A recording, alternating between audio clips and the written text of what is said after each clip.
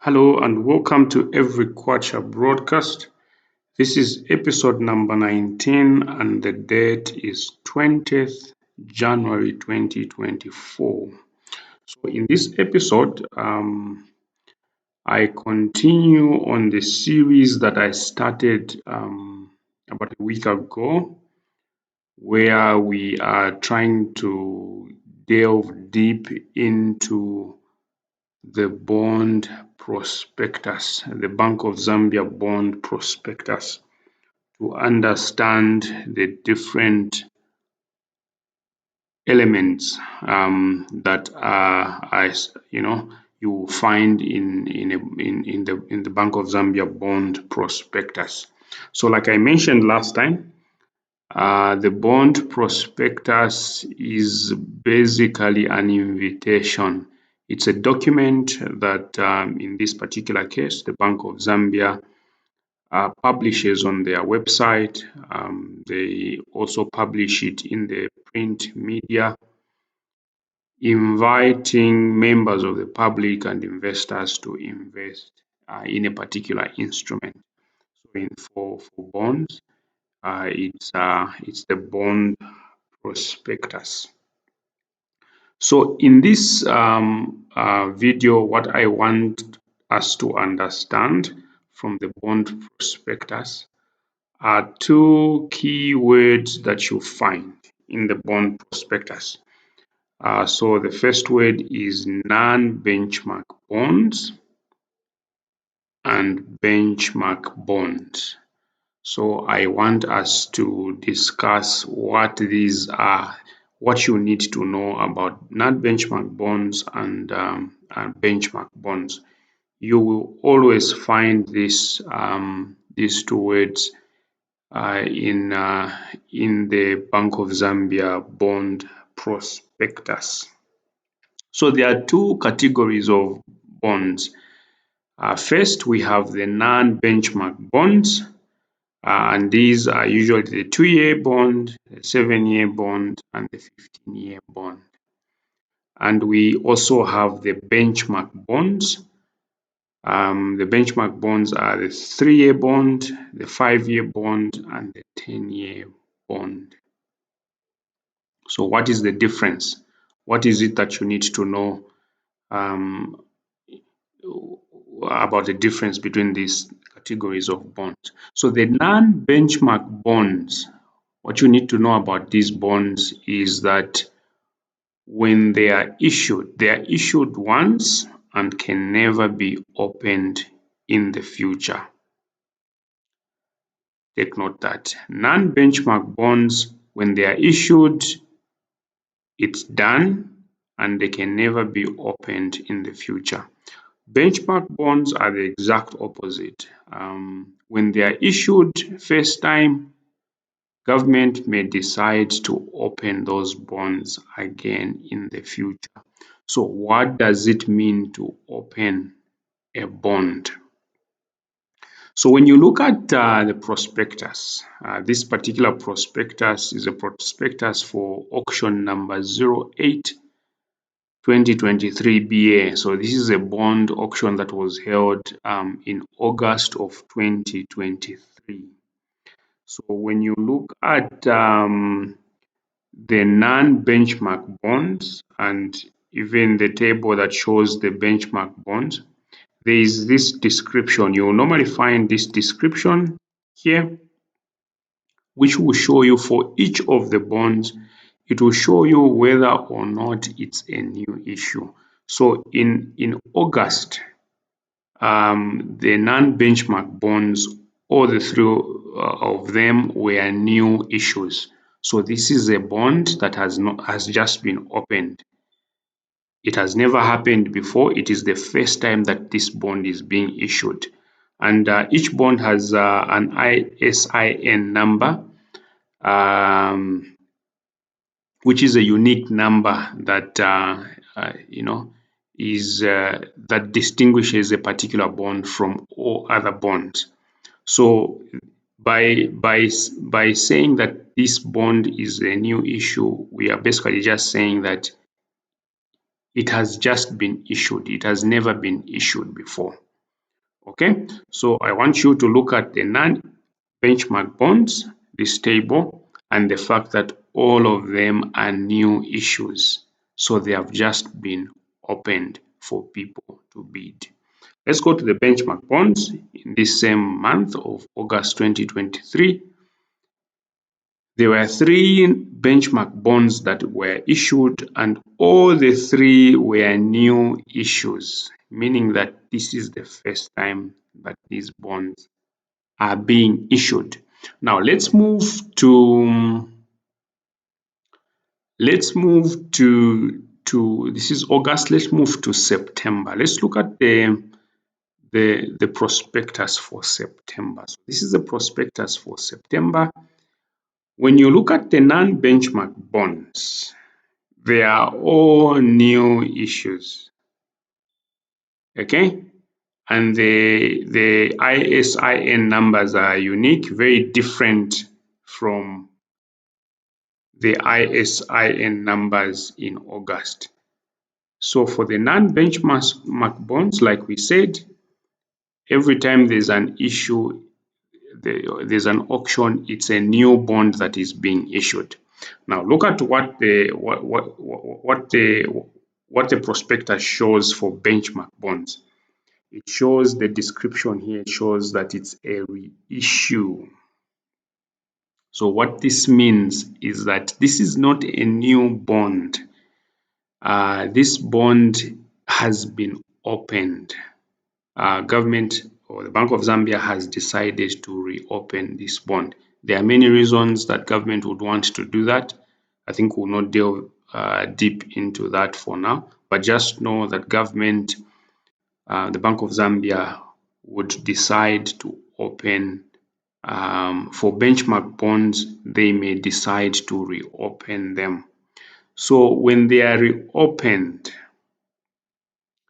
you will see that the coupon dates and the maturity dates for reopened bonds remain the same as the original bond, the original respective bond.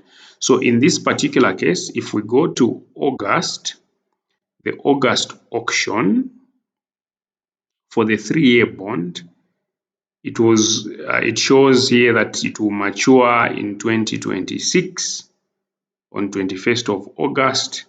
The 5-year bond 2028, 21st of August, and the 10-year bond 2033 on the 21st of August. And the coupon dates, if you've seen, these are the coupon dates. You will notice that even in the September prospectus, these dates will remain the same. Okay, whereas for non-benchmark bonds, the dates will change. So let's go to September. If you see for September, for the benchmark bonds, the maturity dates are exactly the same as the same bonds in August, meaning that these bonds have been reissued, have been opened. They were first issued in August and have been opened again in September. In fact, for this particular case, we can even go all the way as far as October and find that the bonds were opened again. So we had the 3-year bond, the 5-year bond, and the 10-year bond, the same bond running from August into September into October. So what does this mean? It means that if you invest in all these three bonds, in all these three auctions, if you invested in a 3-year bond or a 5-year bond or 10-year bond in all these three auctions, okay, they will be added together. It's basically one bond. So you have invested in 3 different months, because these bonds were opened. It is basically one bond opened in September, and the same bond reopened in October. If you invested in all these 3 months, if you picked a 3-year bond and invested in a 3-year bond in August, sorry, you invested again a 3-year bond in September, you invested again a 3-year bond in October, you have invested in 3 different months and 3 different times, but you basically have one bond.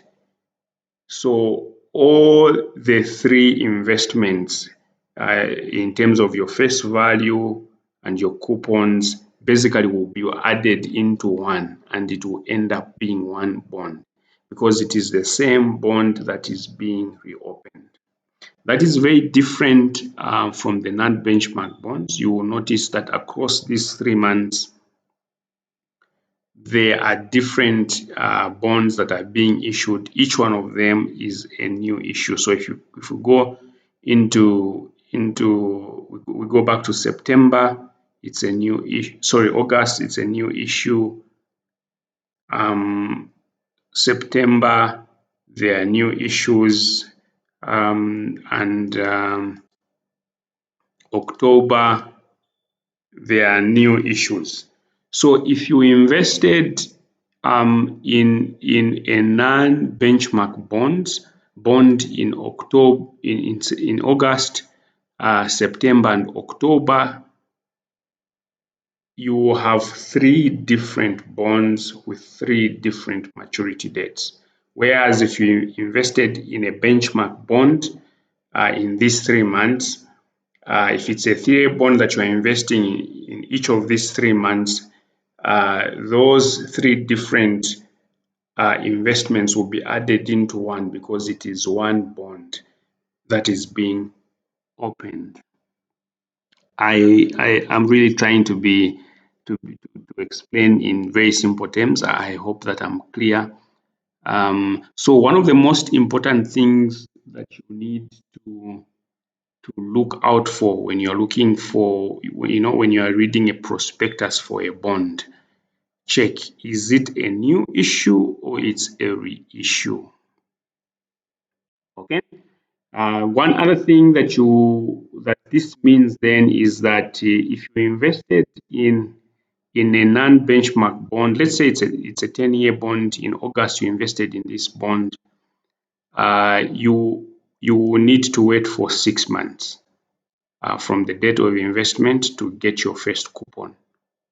If you invested in September for a reissued bond, which was initially done in October, you only have to wait for 5 months for your coupon here, for the first coupon, that is.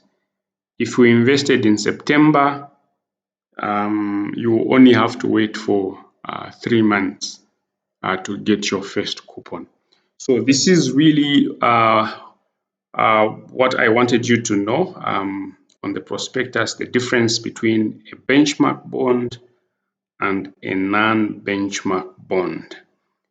I hope that you have found this informative. Let me know in the comments where you are not clear. Then I should be able to clarify. If at all there's something that maybe I've missed out that you would want me to add to this, let me know. Who knows, I might just be able to do a new video where I include that. Until next time, when we look at another topic, it's bye from me. I encourage you once more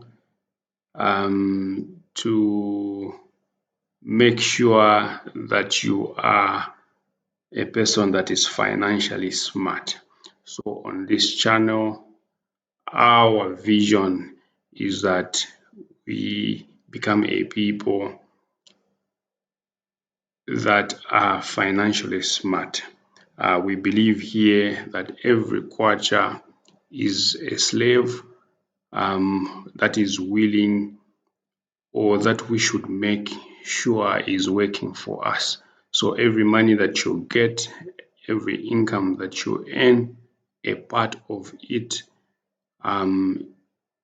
we think that it is important that you save, so that you invest in an instrument that helps you realize even more income in the future. So every kwacha is a slave that is there to work for us, and the extra kwacha that we earn from there is there for us to also put to work to earn even more. Until next time, it's bye from me.